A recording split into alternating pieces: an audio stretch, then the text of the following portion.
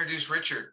So I met Richard a few years ago, and we developed a relationship a lot like relationships happen in Narcotics Anonymous, where you feel like maybe this is your brother, maybe it's your brother, and then you touch each other's hearts, and that's what we do here. And I watched Richard from when he first came into recovery until now, and the guy is amazing. He is a wonderful person and a wonderful friend, and I'm glad to share my friend with you today. Take it away, Richard. Love you, Jimmy. Love you, Joe. Thanks the group for inviting me. I love you guys. I love Narcotics Anonymous. I love what Narcotics Anonymous has done in my life. It continues to do for me what I can't do for myself on a daily basis, First of all, I'd like to, extend my gratitude to the group. This is what I need to recover every day. It's just that simple. Um, to my predecessors that are here, I'd like to thank you for making this possible for me. And just really touch base with my heart so I'm not in my head. I like to do this one before I start to share. It's just to touch base with my heart for a minute so I can touch your heart and touch each other's mind, even through a computer screen. And that's the miracle of Narcotics Anonymous, the love that's felt here, and that's what attracted me to this process. I also like to get in touch with what is it that gives me the willingness to do this every day, I'd like to welcome the newcomers. It's the best thing that ever happened to me in my life. I remember being new and wondering if this was for me, if I could buy into this, I knew I was broken down and hurt, but I didn't know if I could really buy into this, I didn't know if this was real, and talking about the willingness, I was thinking this morning when I got up, like, what is it that automatically gives me that willingness to want to do this every day, and it was the foundation I was given when I first got here,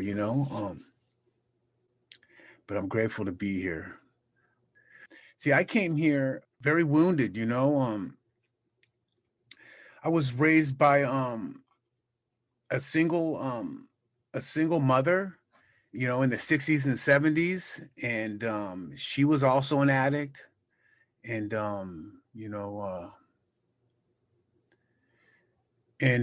she was a single white. I was raised by a single white female. I don't say this to separate white or black or any racial thing or anything like that. It's just to give you a rough sketch of the country at that time, and and my identity crisis, that I still struggle with today. I'm half white and half black, and I was raised by a single white mother, and it wasn't very cool back then. Actually, I felt a lot of racism when I was growing up. I had stones thrown at me going to school. And I can remember my mother enrolling me into school, and people throwing stones at me and calling me out of my name, and my mother going up to the school and trying to enroll us in school, and them telling us that they had to have their mother enroll them in school. And that's when I first started to feel like I wasn't a part of society. That's when I first started to feel like maybe I wasn't enough, or something was wrong with me, or something was defective with Richard. Um, my mother was about 18 years old, and she was from like a beaver cleaver land. And she had gotten involved with my father, who was from like Philly, from the inner city. And they got together, and so they were in an abusive relationship, and for about 5 years or 6 years. And then she left him when I was about 5 years old. And so she was on her own. She was an addict, as I was saying, and she didn't have any coping skills. She did the best that she could, but she struggled for sure. You know, she prostituted herself, she sold drugs, she did whatever she had to do to take care of my younger brother and I. Um, and and that led her down the path of addiction, you know. So that's where I grew up, with a single mother. You know, as a kid growing up, it was my job to protect my younger brother and my cousin, who was also like a lost child. You know, my mother's sister, my cousin, she was with us because her my aunt was always in the streets as well. So we were raised, you know, as kind of like latchkey kids, you know, because my mom was out hustling to try to do whatever she had to do for her habit and to take care of us. And so we were home alone. So it was my job as a young boy to kind of take on adult roles, you know. And I was overwhelmed with responsibility, and I felt abandoned by my father. Um, you know, I was angry about that. I didn't understand why I wasn't enough. You know, I had difficulties taking on the responsibilities as a little boy, and my mother, you know, kind of made me her she called me her big man. So I was kind of like her surrogate husband, because she didn't have any relationship, she didn't know how to build a relationship. So, you know, I'm the man of the house, then I'm the surrogate husband for her. She treats me more like a friend, and for someone to take care of her responsibilities while she's doing what she's got to do, more than a son. So again, I lost my identity. You know, we moved around every year. When I went to a white school, I was black. When I went to a black school, I was white. You know, my identity was all confused. I didn't know whether I was a boy or a man. It was my responsibility to take care of the kids. If anything happened to them, it was on me, and I was going to feel it, and I was going to hear about it. In my household, I couldn't talk about how I felt, because I couldn't show any weakness. You know, at school, I couldn't show any weakness to my mother, because I had to assume these roles that I was unable to achieve. Uh, you know, she was unmanageable. She didn't know how to deal with her feelings. So if I expressed myself, it seemed like to me as a little boy that it was overwhelming to her. So I right away I started tucking my feelings. I wasn't allowed to feel, or she would become even more emotionally unmanageable and lash out at me and my brother. You know, we would get whooped on if we got on her nerves, quote unquote. You know, so she was abusive. Uh, we were mentally, emotionally, and sexually abused as children. And so we didn't talk about our feelings. We didn't trust our feelings, because we were constantly being told what was happening wasn't happening. So that, I couldn't trust my own instincts as a little boy, and I was just angry, man, and sad. And I was a lost child, and I didn't know how to deal with all these feelings.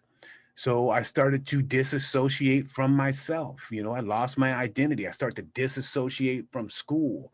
Um, I think, with a little bit of, work in my first four step, I think I discovered that my first drug was anger. My first drug was violence and anger. And that's the way I got out of myself. That's the way I escaped where I was. And so if anyone messed with my brother or my sister, I just snap, and it was on. And I had to do it frequently to protect my brother and my little cousin. And so we moved every year. So we got tested, and we were constantly moving. So I became addicted to that. I became addicted to many roles that I had to play. I was the scapegoat, I was the hero, I was the big man, I was this, I was that and the other. I was all these roles. I was anything but Richard, and I didn't know who Richard was. And that's what I started to find when I came to Narcotics Anonymous. Um and and you know uh we moved things pretty much went on the same. I became an angry teenager. I used punk rock music as a, I found punk rock music when I was a teenager, and that was the perfect vehicle to express my my anger and discontent with society, with my family system, with the world, with economics, with racism and fascism, and it was aggressive, and I can identify with it, and it seemed to have a cause, and I identified with the misfits, and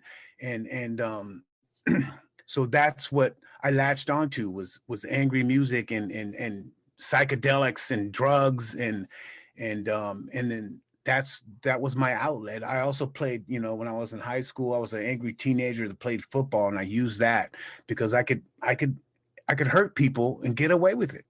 It was aggression. It was a way for me to vent all the stuff that I've been stuffing down for so many years. But really, I was a loving kid.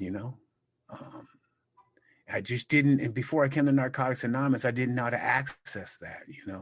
I felt like I didn't have the tools to do it before I came to Narcotics Anonymous. I didn't know I was allowed to do that because I had to, I had an identity crisis, and that's my whole recovery process is uncovering and discarding all my identity crises on a daily basis. Um, I started, you know, started pinching my mom's weed. She had me weighing up stuff because as I got a little bit older, her and my uncles started they were dealing large cocaine, so it wouldn't be for me to come hefty bag. I would be pinching, selling at school, weigh it up. I go in the bathroom in the middle of the night and be burnt spoons from parties and on the back of the sink, told, no one knows our business. No one could come over my house because, they were large scale cocaine dealers and all sorts of crazy stuff was going on. She was shooting porn movies. You name it, it was going on, and we needed this to survive. That's what I thought. So my identity was I was taught by example, this is what you do to survive. You stuff your feelings.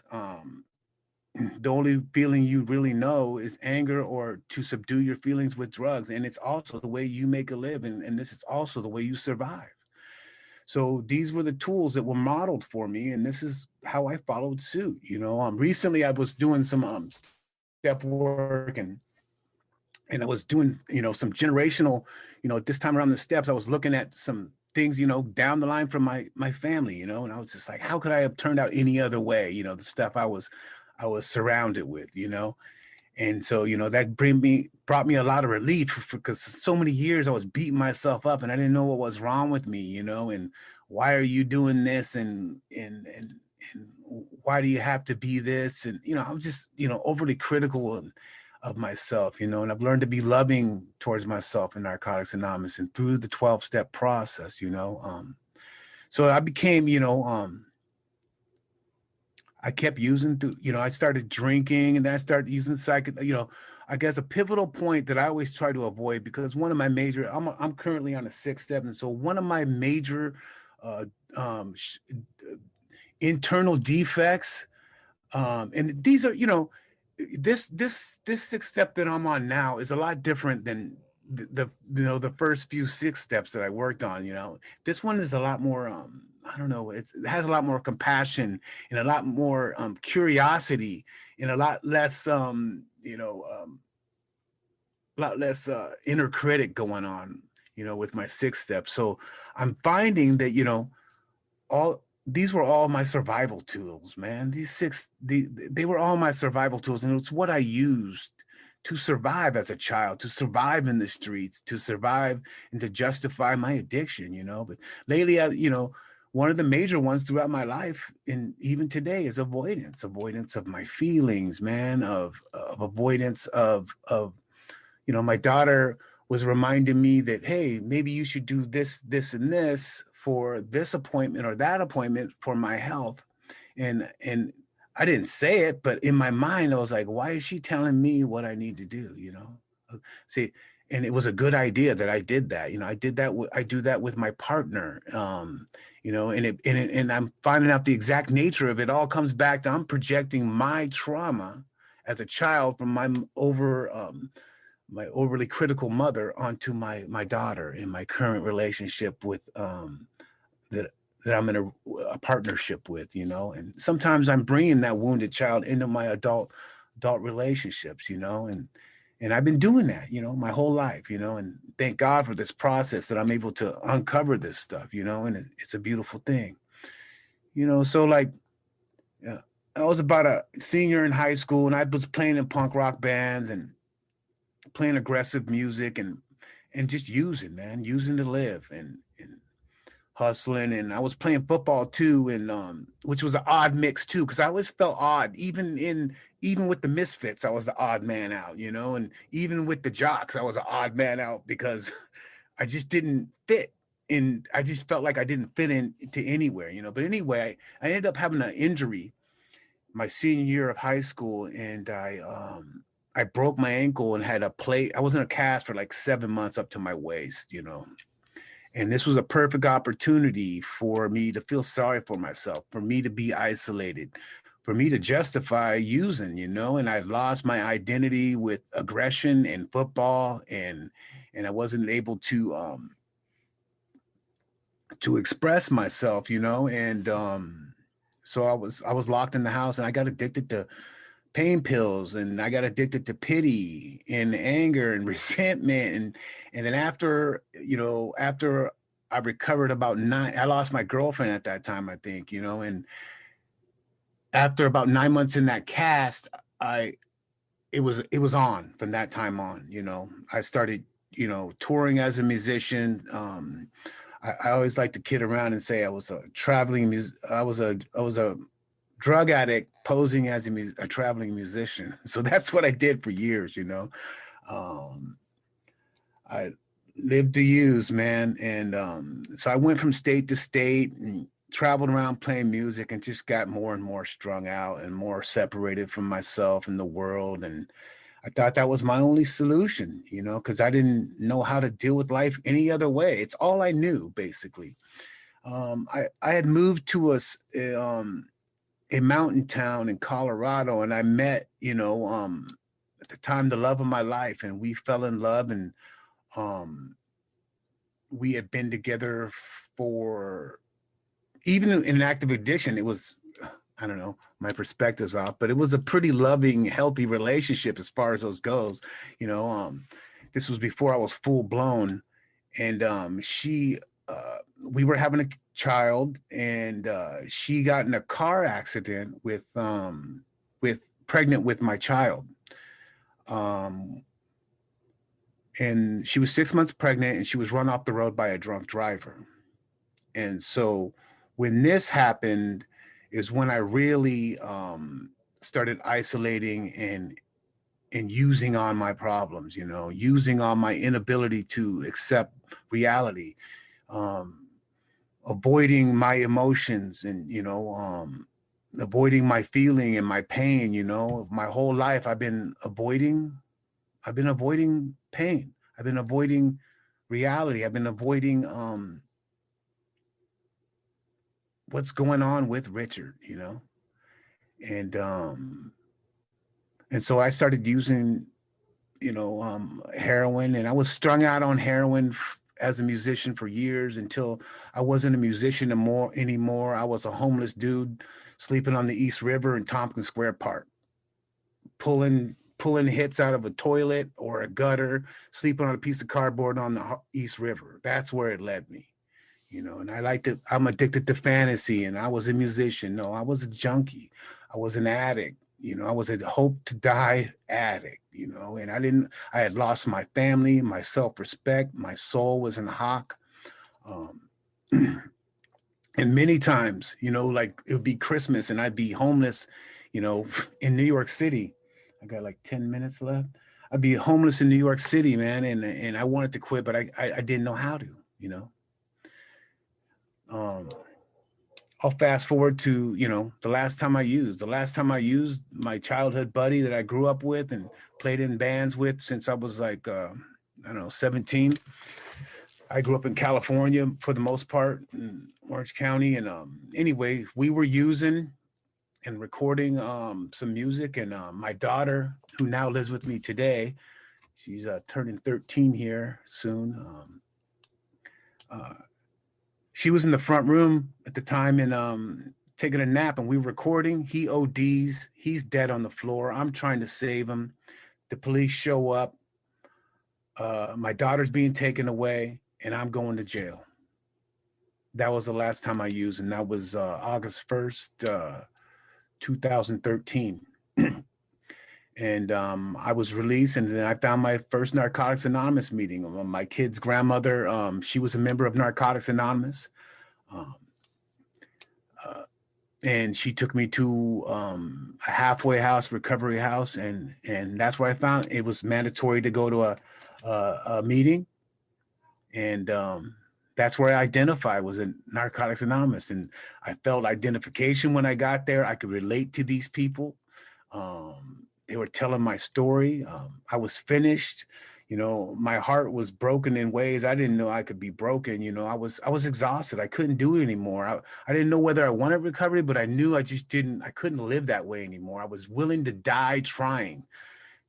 I didn't care whether I could, I had fooled myself into so much crap my entire life. I was like, okay, even if this is BS, I'm still going to do this because I have nowhere else to go. And this is better than where I've been. Right. And so, I surrendered to this program, and I started hearing my story with everyone I was in the recovery house with. I started hearing my story with guys with 30 years, with 10 years, with 5 years. And I started seeing us stay clean after 3 months. I'm like, wow, this is working. So I started to identify, and I was taking a shower, and I was calling the sponsor, and I wasn't digging in cigarette butts out of the ashtray anymore. And I was like, things were starting to change, and I was starting to see evidence that this is working in everyone's life, and I had to decide, man, am I going to buy into this? Am I going to be a father? Do I want to get better? Do I want to, that didn't work for me. So this was working. So I might as well try this. So I did, I got a sponsor. I committed to this process. I got a home group, man. I got a commitment. I didn't want to do any of it, and I committed to it anyway. That was the foundation which saves me today. I have a home group. I make sure I have a commitment in Narcotics Anonymous. And I try to, and I committed to sponsorship in the 12 steps in Narcotics Anonymous, and it's changed my life,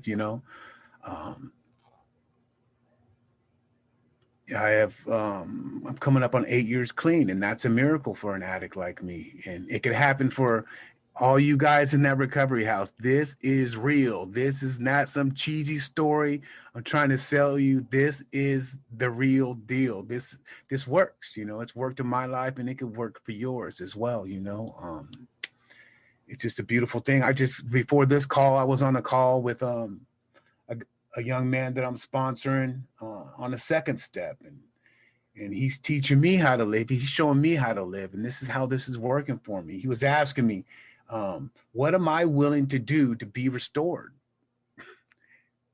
That's what he asked me, and he has, I think, I don't know, 90 days clean, and I said, I'm willing to do this with you to be restored. This is what I need to be restored, each day. Each day I do some prayer and some meditation. This is how I'm restored. I share where I'm at today and how my disease is manifesting itself in my life today. That's how I'm restored. I'm connected to addicts. I serve the fellowship. I get connected, and I stay protected, and I stay in the step working process. And he asked me, is there something I'm willing to do that I wasn't before? Because we read questions back and forth to each other, and what am I willing to do to stay clean? I'm willing to do anything I have to stay clean. What wasn't I willing to do before? I wasn't willing to be honest with myself on a deeper level. And I'm willing to do that now because I was afraid. I was afraid what I was going to uncover. You know, I was afraid of being vulnerable. I was afraid of showing my weakness. I was afraid. I'm willing to do those things now. I'm willing to expose myself and put my heart on the table because I need to save my life. You know, I need to share with others to help inspire others. I need to find out who Richard is, man. I lost my identity. And this Narcotics Anonymous is helping me find that, you know. And the love I found here is I've never found it anywhere else, you know. And the principles of this program, which just basically embody, you know, learning about myself, you know, and uncovering who I am, you know, and doing the inventory and learning how to forgive myself and others and learning how to serve others, you know. It's the embodiment of this love. And I love this program. I could share all day about this fellowship. I just hope that that you newcomers keep coming. And you know, I always get choked up on what to say to a newcomer. Like, just keep coming until something makes sense and you see your life change, you know. I was a guy that used to sit in front of Starbucks looking at them like, what the fuck are you guys doing going to Starbucks? I was looking at traffic drive by and going, where are these people going? Who goes to a job, right? Now I'm the guy going in there to get coffee. You know, the only thing I did in Starbucks was put one in my arm, you know, in the bathroom. So, you know, now I take my daughter there for these weird fruity drinks, you know. And I take my daughter to Hawaii for her birthday. You know what I mean? I don't have a lot of money, but, you know, the gifts of this program, the spiritual gifts and the fellowship, the love of this fellowship and the guidance I have found in the principles of the 12 steps is, you know, something I can't explain in words. I hope to see you guys at a convention one day and you go, oh yeah, I remember hearing you share when we were on Zoom, when we were on lockdown, you know. And that's what this is all about. I'm so grateful for you guys to be a part of my recovery today and help me recover one day at a time. And I'll leave it there. Thanks for letting me share.